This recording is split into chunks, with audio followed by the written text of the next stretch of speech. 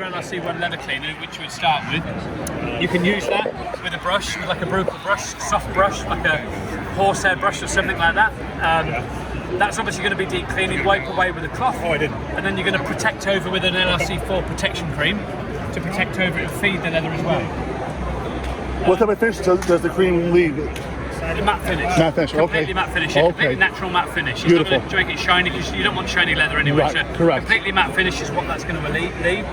If you're doing a repair, then you need a leather prep, which is this one here.